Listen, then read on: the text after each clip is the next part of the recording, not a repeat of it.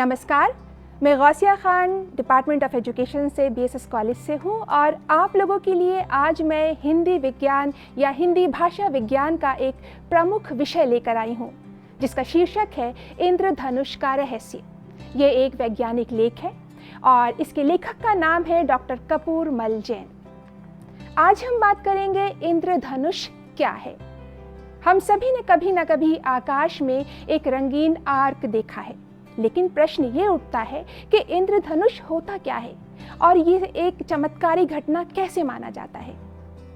प्राचीन काल में जब इंद्रधनुष बनने का कारण कोई भी नहीं जानता था, तो लोग इसे एक देवीय चमत्कार या इंद्र के धनुष के रूप में देखते थे।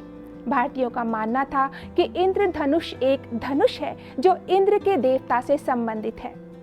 अरस्तु द्वारा दिए गए विचार के तहत वायुमंडलीय घटना पर पहले सचेत और वास्तविकता के निष्कर्ष के करीब एक अनुमान लगाया गया था, लेकिन वह मिथकों की धारा से इंद्रधनुष का वास्तविक दुनिया में अनुवाद करने वाला पहला व्यक्ति बन गया।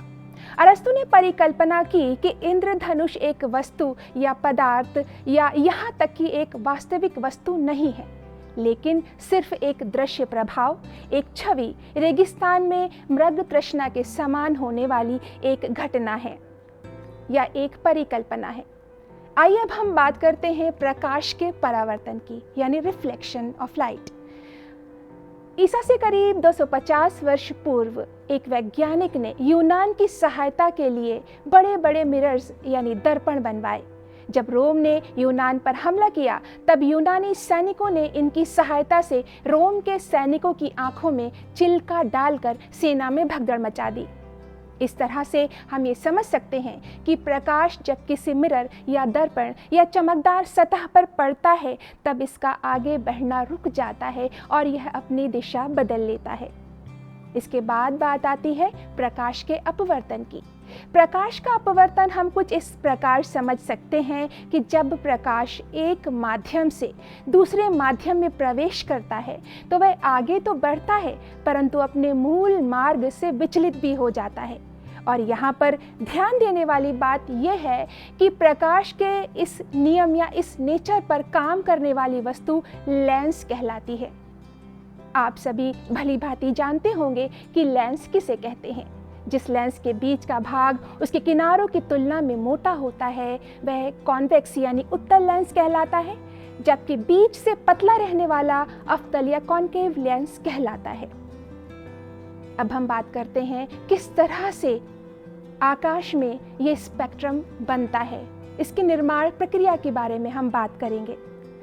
सर आइजैक न्यूटन इंग्लैंड के एक वैज्ञानिक थे जिन्होंने गुरुत्वाकर्षण का नियम और गति के सिद्धांत की खोज की। वे एक महान गणितज्ञ, भौतिक वैज्ञानिक और ज्योतिष और दार्शनिक भी थे। 1670 से 1672 तक न्यूटन ने प्रकाशिकी पर व्याख्यान दिया। इस अवधि के दौरान उन्होंने प्रकाश के अपवर्तन की खोज की। उन्होंने प्रदर्शित किया कि एक प्रिज्म व्हाइट या श्वेत प्रकाश के कणों के एक स्पेक्ट्रम में वियोजित कर देता है और एक लेंस और एक दूसरा प्रिज्म बहुवर्णी स्पेक्ट्रम को संयोजित करके श्वेत प्रकाश का निर्माण करता है। उन्होंने ये भी दिखाया कि रंगीन प्रकाश को अलग करने और भिन्न वस्तुओं पर चमकाने से रंगीन प्रकाश के गुणों में कोई परिवर्तन नहीं होता है। न्यूटन ने वर्णित किया कि वे चाहे यह परावर्तित हो या विकृत हो या संचरित हो, ये समान रंग का बना रहता है। इस प्रकार से उन्होंने देखा कि रंग पहले से रंगीन प्रकाश के साथ वस्तु की अंतःक्रिया का परिणाम होता है, ना कि वस्तुएं खुद रंगों को उत्पन्न करती हैं। और इस सिद्धांत को न्यूटन के रंग सिद्धांत के नाम से जाना गया। अब हम बात करेंगे सौर स्पेक्ट्रम निर्माण की। अपने प्रयोगों के दौरान न्यूटन ने देखा कि प्रिज्म से निकलने वाले रंगों के प्रकार एक बार एक निश्चित क्रम में जमे हुए दिखाई देते हैं, जैसे लाल, नारंगी, पीला, हरा, जामुनी और अंत में बैंगनी। इसलिए प्रकाश रंगों की इस जमावट को न्यूटन ने वर्ण क्रम या स्पेक्ट्रम का नाम दिया। ये देखा गया कि आकाश में सूर्य के प्रकाश से मिलने के कारण ऐसा होता है या ऐसा ही स्पेक्ट्रम बनता था। इस प्रकार ये सौर स्पेक्ट्रम कहलाया। मैंने आप लोगों को वैज्ञानिक दृष्टि से तो समझा दिया, लेकिन अब हम ये जानेंगे कि इस सब के आधार पर ये इंद्रधनुष आकाश में कैसे बनता है। इंद्रधनुष अक्सर सूर्य की उपस्थिति में वर्षा होने के बाद आकाश में प्रकट होता है और इसे देखते समय हमारी पीठ सूर्य की ओर होती है। अतः सूर्य का प्रकाश इंद्रधनुष बनते समय सीधे हमारी आंखों तक नहीं पहुंचता है।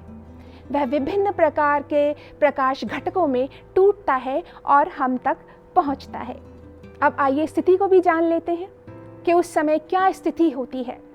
क्योंकि हमारी पृथ्वी सूर्य की तुलना में 3,33,000 गुना छोटी है तथा वह सूर्य से लगभग 15 करोड़ किलोमीटर दूर स्थित है। अतः सूर्य का प्रकाश पृथ्वी पर समांतर किरणों के रूप में पहुंचता है। ये किरणें जल बूंदों में प्रवेश करती हैं और विचलित होकर बाहर निकल जाती हैं।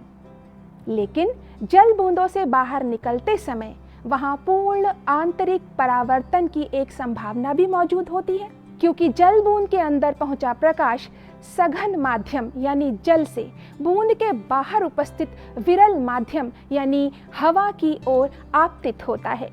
इस तरह जल बूंदों से अलग अलग रंगों के प्रकाश के पूर्ण आंतरिक परावर्तन के कारण इंद्रधनुष बनता है। अब प्रश्न ये उठता है कि इसकी आकृति धनुष के समान क्यों होती है। सूर्य प्रकाश की किरणें पृथ्वी की ओर समांतर किरणों के रूप में आती हैं। यही कारण है कि दर्शक की आंख और सूर्य को मिलाने वाली रेखा भी इन किरणों के समांतर होती है। लेकिन जल बूंदों से पूर्ण परावर्तित होकर आने वाली प्रकाश की किरणें इसके समांतर नहीं होती। वह हर रंग के प्रकाश की किरण सूर्य और आंख को मिलाने वाली रेखा से अलग अलग और अपना एक निश्चित कोण बनाती है। इस कारण क्या होता है? इस कारणवश ये एक जोकर की नुकीली टोपी की तरह से हमें नजर आती है, जिसका सिरा दर्शक की आंख पर बनता है। और इंद्रधनुष को हम कहते हैं कि जब हमने इंद्रधनुष देखा तो हमें वो धनुष के आकार का दिखाई दिया। यही कारण है कि इंद्रधनुष हमें धनुष के आकार का यानी अर्धवृत्ताकार अवस्था में दिखाई देता है।